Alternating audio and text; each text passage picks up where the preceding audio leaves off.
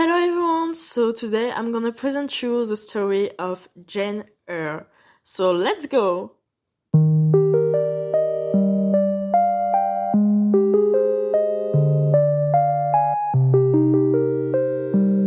Jane is still a child when she is orphaned and entrusted to the care of her Uncle Reed.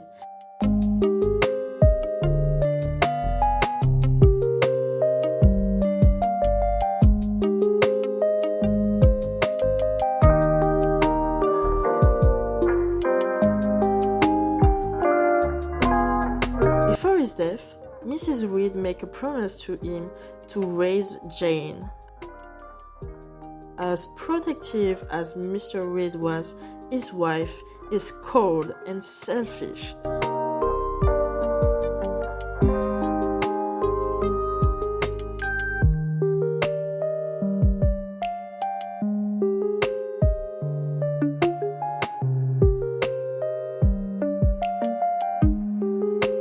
Living among her cousins, Jane is rejected by them and bullied, especially by John.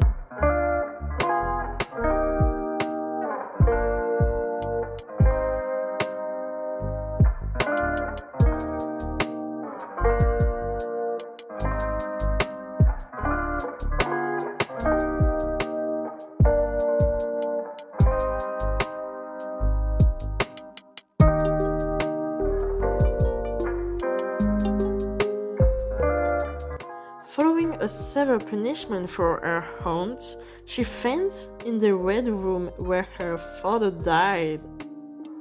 Oh my god, this is scary.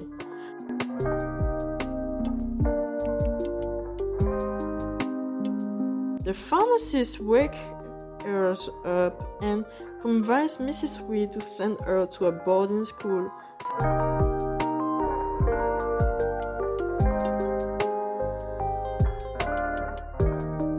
At the age of 10, Jane entered Lloyd Charity School.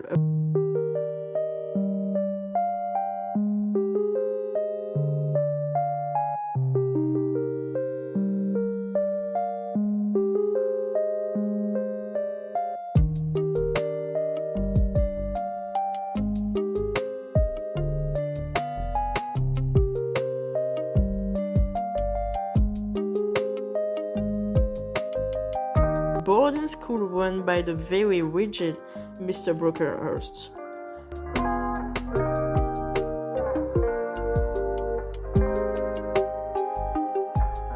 Upon her arrival, she befriended an older girl, Ellen Burns, a good-hearted fellow student, intrigued her greatly as she advocated forgiveness despite misfortune. Finally, coping with the severity of life at Loud, Jane is happy and works well at the boarding school. That's so cool! Grief struck her again during a typhus epidemic. The insalubrousness of the boarding school took Ellen away from her. Oh no way, oh my god, I'm sorry for her.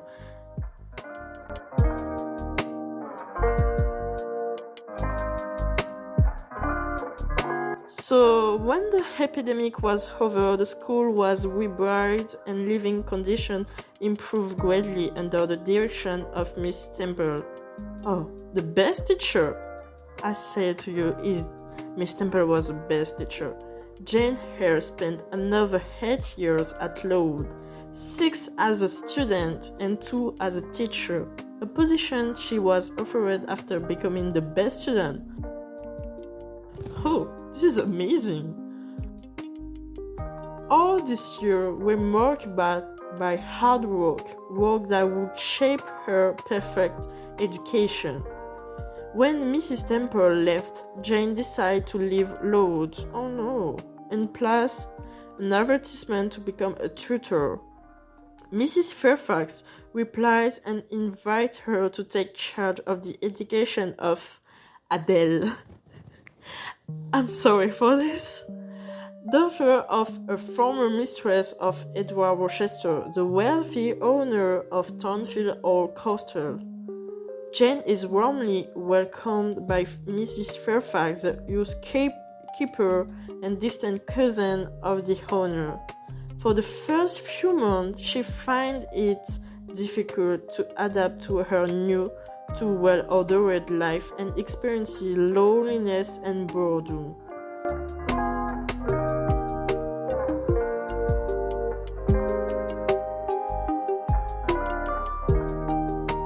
One afternoon in January, when there were no classes because Adele was sick, Jane went for a walk to mail a letter from Mrs. Fairfax. On the way, she helps a rider who has fallen off his horse.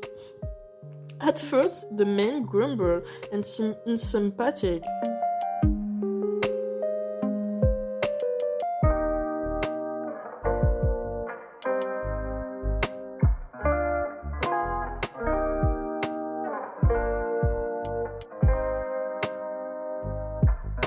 It turned out that the gruff rider is Mr. Rochester. Oh my god. This is him, whom she has never met before. Oh my god. Over time, Jane Eyre gets to know him and accept his raw ways. Okay, the Sir Edward Rochester confided in her several times and is very sincere, which deeply disturbed Jane. I understand, this is weird. One night, awakened by a frightening laughter resembling that of Grace Poole, the cook, and haunted by smoke, she saved him from death in her house on attack. Oh my god, what is this? After this event, she became more and more aware of the building passion and feeling she has for her master. Oh no, oh my god, no, Jane, please, no. She hopes that they will get closer, but she is disappointed the next day after Edward leaves. He goes early to the home of Miss and Mrs. Ashton and their 3 daughters at Millcote Castle. This early departure brings Jane Eyre back to her senses for a time. Thank you. Oh my god. She is well aware of the difference in age. I wish, really, and wave that separate her from Edward. But wait, the difference in ages, I mean... Okay, so Mr. Rochester returns, accompanied by the Lady of Millcote, and seems to be indifferent to Jane.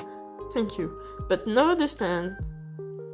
She then thinks with a sad hurt that he wants to marry one of the Ashton girls, the beautiful and proud Miss Ingram.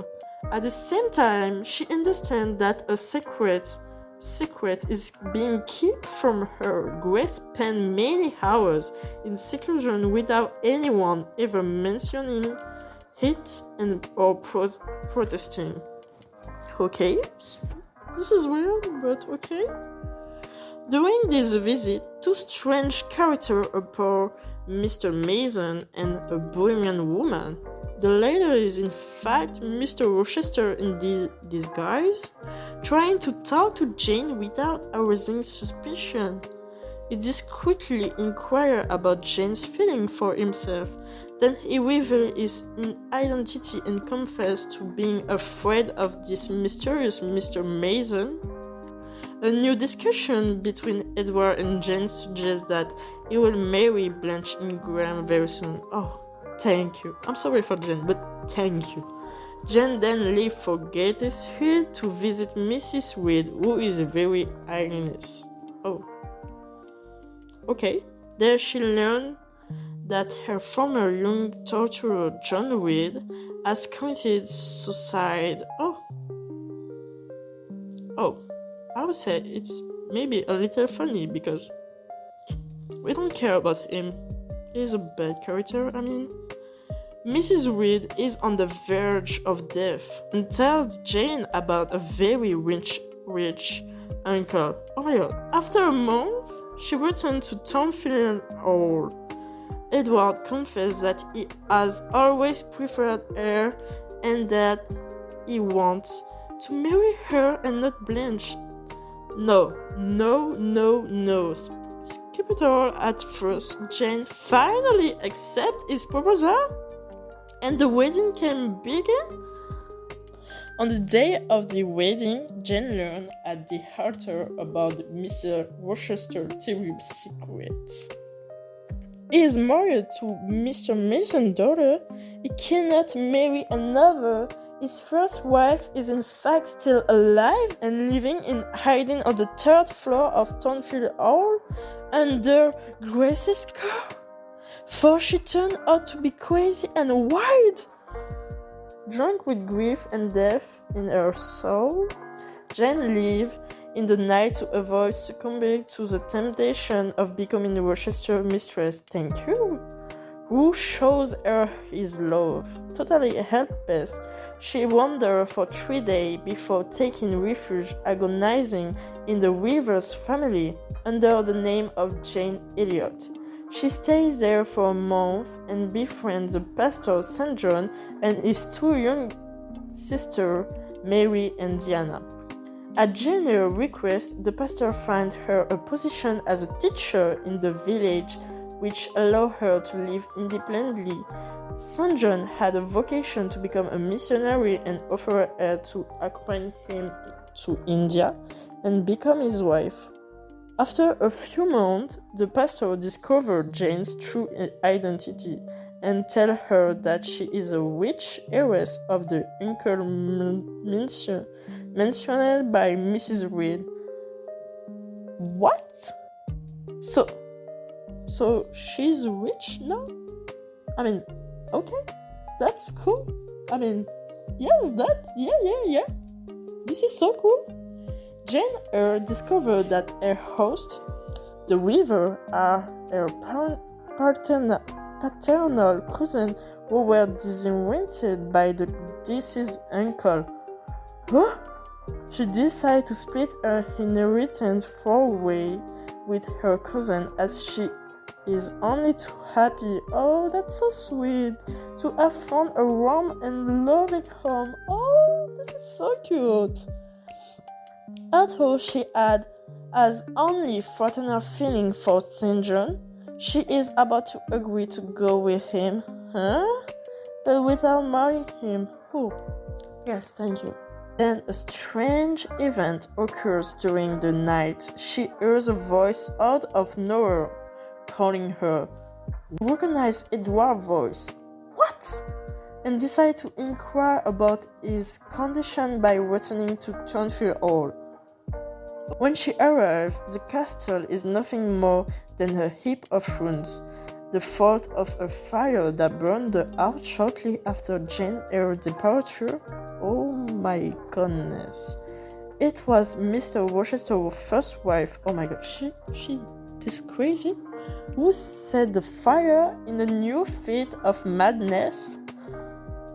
She then killed herself by throwing herself off the roof. Edward lost his sight and one of his hands while trying to save his wife and her people. Why did he try to save his wife? She's crazy!